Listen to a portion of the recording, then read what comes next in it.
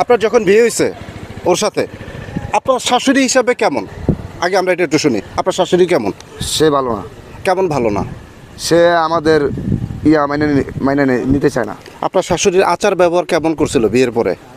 বিয়ের পর আর আচরণ ব্যবহার ভালো না। আপনার শাশুড়ির কোন কোন দিকটা ভালো ছিল? হ্যাঁ, তো হের মাইয়ে ব্যস্ত থাকে। হের মাইয়ে যেমনি হ্যাঁ কয় এমনি নাচে। হের মাইয়ে হ্যাঁ যেমনি নাচে এমনি নাচে। সংসারে ঝগড়া হইতেই পারে, সংসারে ঝগড়া হইতে পারে, একটু আতাতে হইতেই পারে। তার জন্য না এই লেগে আমার ফালাতে চলে যাবো, আমার ডিভোর্স নামা পাঠাইবো, আমি তো সই দিইনি। আচ্ছা, আমি একটা জিনিস শেষ করে এবার শুনলাম আপনার শাশুড়ির কথা শুনলাম। আপনার যে বিয়ে করছিলেন বউ কেমন ছিল আপনার? বউ ফার্স্টে ভালোই ছিল, হ্যাঁ, কিন্তু তুই তার ইয়েতে ও নষ্ট হয়ে গেছে। মানে ওর মার ইন্ধনে ও হ্যাঁ, নষ্ট হয়ে নষ্ট হয়ে গেছে। গেছে। মানে সংসারটা নষ্ট হয়েছে কি ওনার কারণে? ওনার কারণে। আচ্ছা, আমরা একটু শুনি। যেহেতু উনি বললো যে আপনার কারণে ওর সংসারটা ভাঙছে, আমরা এটা জানি যে কিছু কিছু ফ্যামিলি আছে মাদের কারণে মেয়েদের সংসার নষ্ট হয়। এবার আপনার স্বীকারোক্তিদের জামাই হিসাবে আপনার এই ছেলে কেমন ছিল? না, ওরা দুই ভাই, আপনার কাছাকাছি আসেন।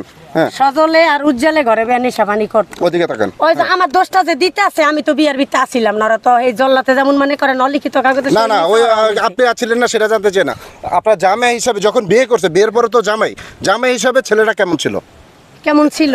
উজ্জ্বল। আমার মেয়ে আমার বাসায় গেছে, ওর হাতে মোবাইল নাই, 3000 টাকা আনছে, আর একবার 1000 4000 টাকা আনছে। কাপড় সাপড় কিনতে ঈদের ভিতরে 2000 দিছে, মোবাইল কিনতে দিল, মোবাইল ঠিক করতে দিল 2000 4000।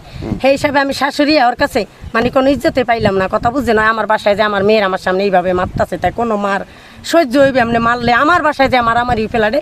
তখন কইছি উজ্জ্বল বাসাতে তুই বাড়ায় জায়গা, তুই বউ তো ছাড়িয়া দিছিস, আবার আইসস এই বাসায়, তুই তোর। না, আমি বিয়ের ছাড়ার পরে না, যখন বিয়েটা হয়েছে বিয়ের পরে উজ্জ্বল জামাই হিসাবে কেমন ছিল? ভালো। আমি কার বাসায় গেছি?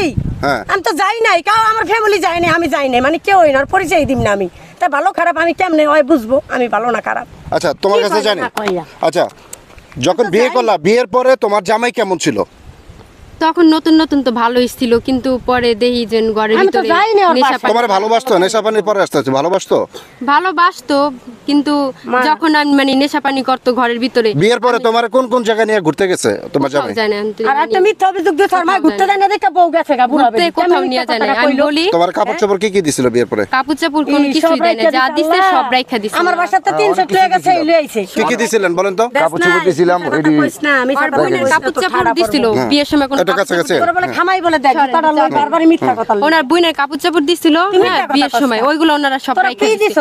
ওনার কোনো কাপড় চোপড় আমার ঘরে। বাজার সদাই কেমন করতো? তোর বুইনের বাজার সদাই করতে পারতো না, ওরা নেশা পানি করে। এই খারাপ আমি কথা। বাজার সদাই যদি না করে তাহলে আপনারা কি খেয়ে থাকতেন? পাথর নাকি? ওর মা অনেক কষ্ট করে কাম করতে কইরা, তারপর বাসি তরকারি আইনা পরে খাওয়াইতো, কিন্তু ওরা নেশা পানি করতো। আর মারে মারতো, মারতে যাইতো, আর বুইনেরে মারতো। আর বুইনে কইতো যে তুই মানে এই নেশা পানি করছে ঘরে বাজার সদাই দেখ না বিয়া করছস, এগুলো নিয়ে নেশা পানি করতো। এই লেগা মানে ঘরে কোনো বাজার সদাই আনতে পারতো না। দুইও ভাই এক, যে দুইটা ভাই, বড় ভাই আরও ঘরে টাকা। আচ্ছা, বাজার সদাই আপনি দিতেন না? জি অবশ্যই, আমি টাকা কামাই করে আইনে ওর হাতে টাকা দিতাম।